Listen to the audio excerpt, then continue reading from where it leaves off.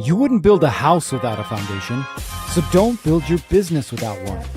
This is Mindset Monday, where we lay out the tools, frameworks, and mindset you need to scale your contracting or trading business today.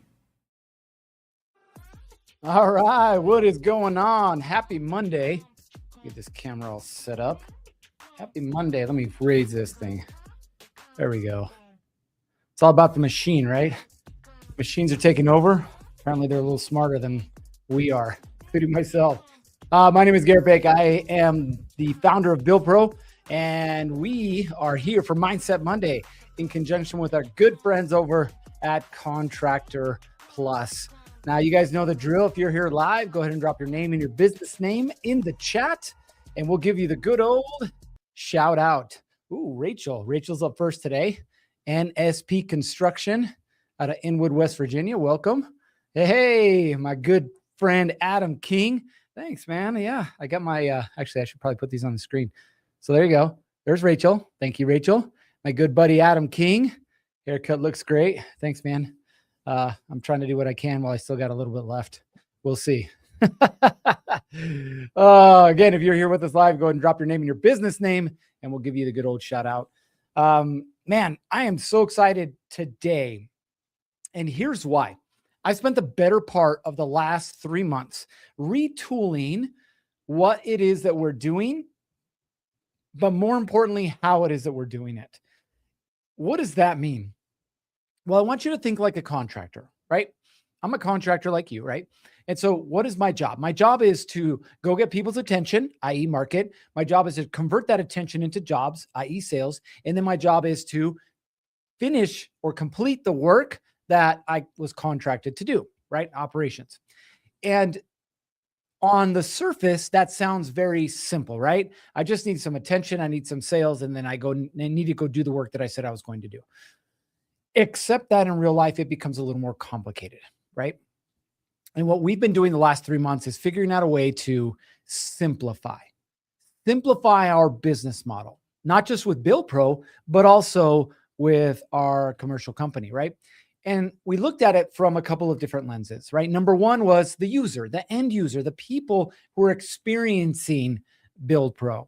We also looked at it through the lens of efficiency on our end. Are we having too many people trying to do too many things? Okay. And it's led to some really, really good conversations, but ultimately a new and improved product, if you will. Now, you won't necessarily notice it too much on the back end. You will notice it on some of the marketing materials, right?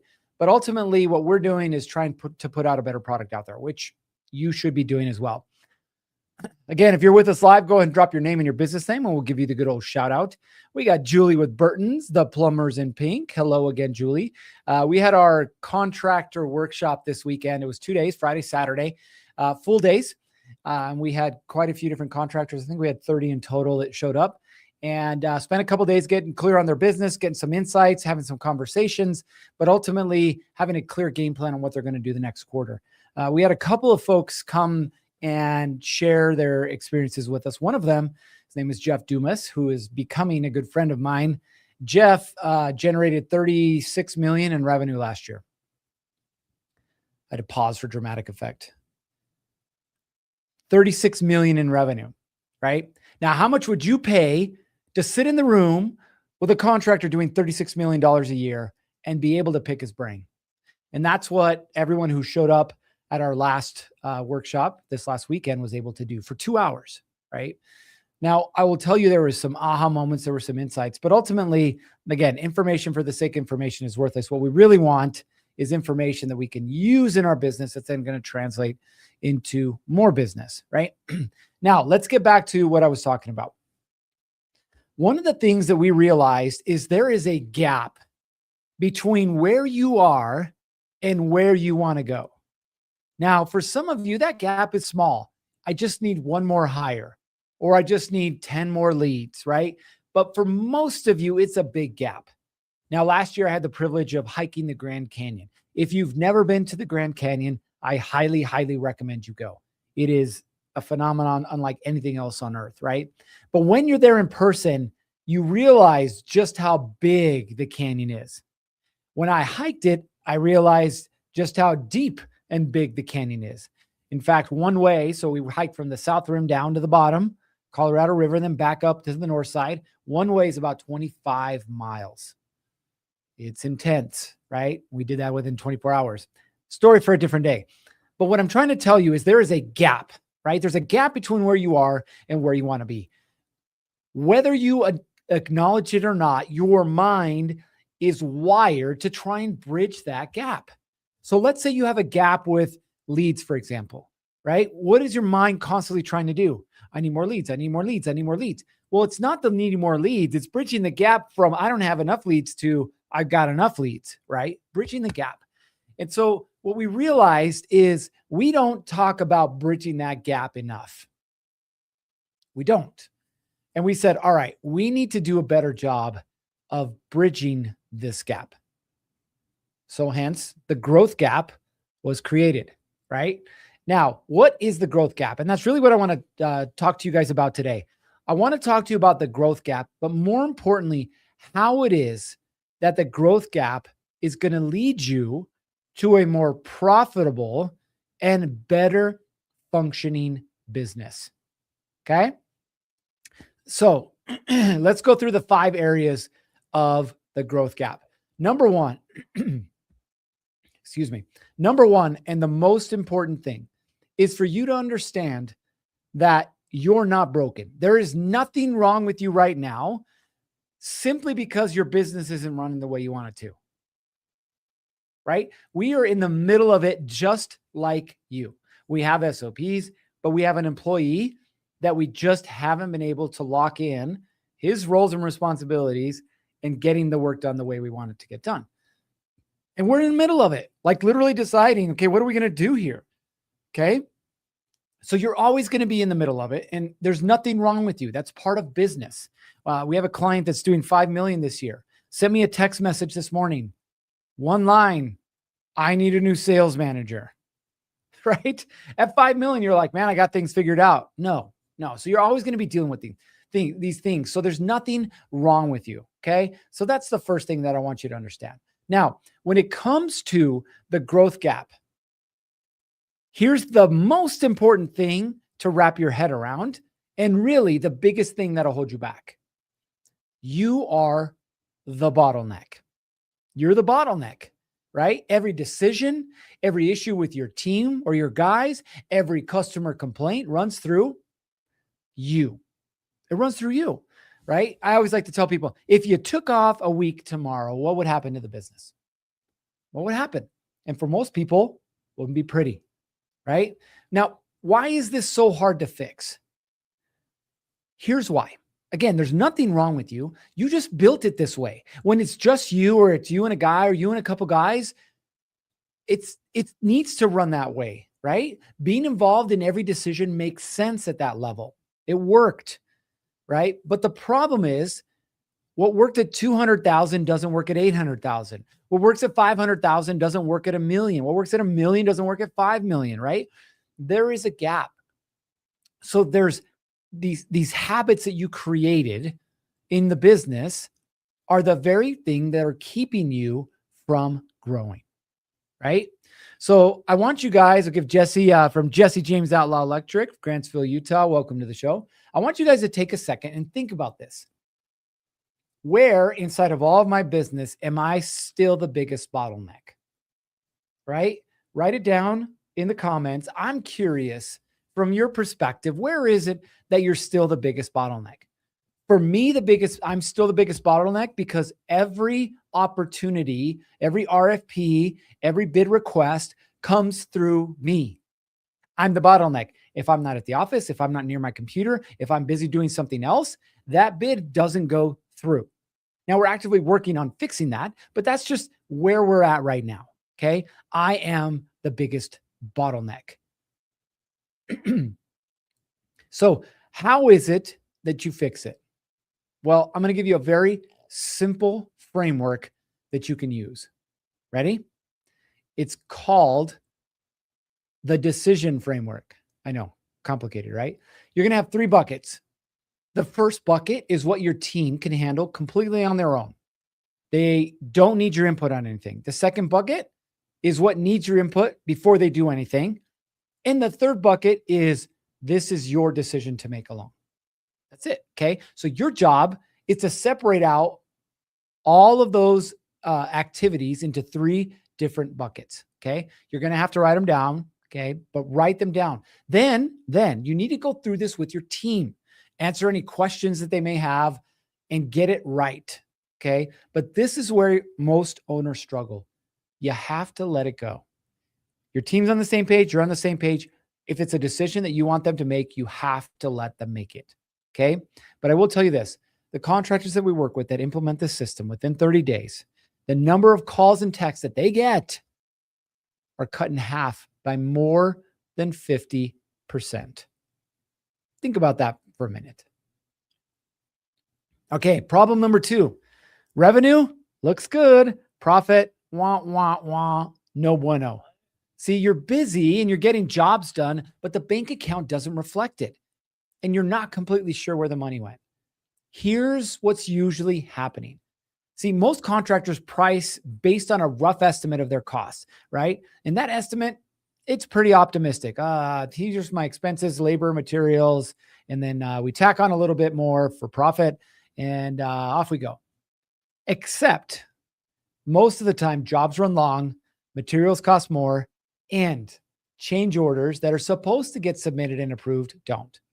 And because nobody's comparing what you estimated to what the job actually cost, that profit disappears. So what's the fix? You need to start job costing. Now, I'm going to explain a very simple way to job cost. Okay. This can get really complicated, but we're just going to keep it simple today. All right. What can you do? After every job, I want you to compare 2 numbers, only 2 numbers, your estimated labor hours versus your actual hours. Now, if you do that for 10 jobs, you're going to start to see a pattern.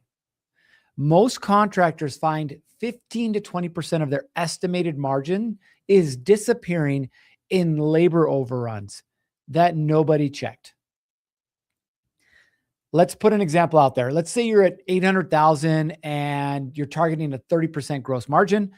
That's $40,000 to $50,000 a year going out the back door. Job costing makes it visible.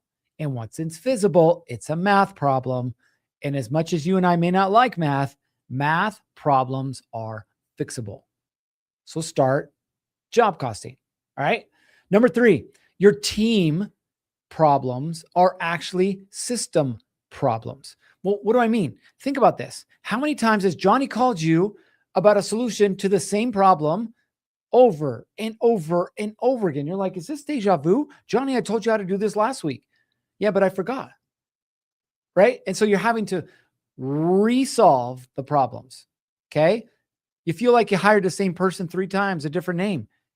The problem is not the people. The problem is that doing it right hasn't been clearly defined. So when we talk about what someone is expected to do, it doesn't live in your mind. It doesn't live in your mouth where you speak it to them. The expectations can't live in your head, and your employees can't keep guessing at it. That's when they fall short, right? This lack of communication, this lack of clarity. So the fix is clear roles and responsibility for every position that you have, whether it's a general laborer or an apprentice, a journeyman, a supervisor, a foreman, whatever it is. You need to write down 3 things: what that person is responsible for every single week, how it is that you expect them to do it, and what to do if they run into problems.